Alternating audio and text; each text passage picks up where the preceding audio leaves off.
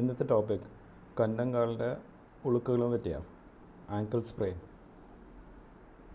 നമുക്കറിയാം, നമ്മൾ angle joint ഒരു സിംഗിൾ പ്ലെയിനിൽ അനങ്ങുന്ന ജോയിൻറ്റാണ്. അത് താഴേക്ക് പോവും, മുകളിലേക്ക് പോവും. നമുക്ക് സൈഡ് ടു സൈഡ് ആക്ഷനും തിരിക്കുന്ന ആക്ഷനും ആങ്കിൾ ജോയിൻറ്റിലില്ല. പക്ഷേ അത് തൊട്ട് താഴത്തൊരു ജോയിൻ്റ് ഉണ്ട്. നമ്മളുടെ തിരിക്കുന്ന action, side to side action angle ജോയിൻറ്റിൽ നിന്നല്ല വരുന്നത്. സോ ഈ ഉൾക്ക് എങ്ങനെ വരാം? ലിഗമെൻറ്റ് നമ്മളുടെ എല്ലിൻ്റെ ഇടയിൽ കണക്ട് ചെയ്ത സ്ട്രക്ചറാണ്. അപ്പം നമ്മൾ ഈ ഷർട്ട് തുന്നുന്നത് പോലെയാണ്. ഇവിടെ ഒരു തുണി കഷ്ണുണ്ട്, ഇവിടെ ഒരു തുണി കഷ്ണുണ്ട്. ഇത് തുന്നുമ്മയാണ് ഷർട്ടായി മാറുക. സെയിം വേ നമ്മളുടെ എല്ലിൻ്റെ ഇടയിൽ കുറച്ച് തുന്നലുണ്ട്.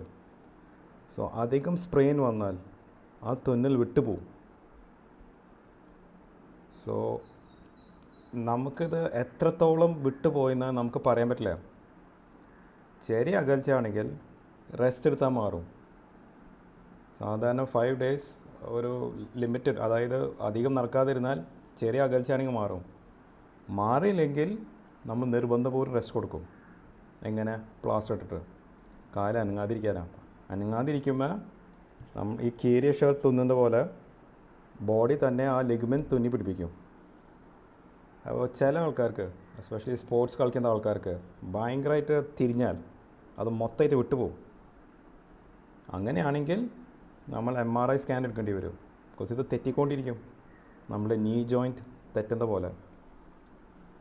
അങ്ങനെയാണെങ്കിൽ MRIയിൽ അധികം ലിഗമെൻറ്റ് ഡാമേജ് ഉണ്ടെങ്കിൽ അത് തുന്നി പിടിപ്പിക്കേണ്ടി വരും.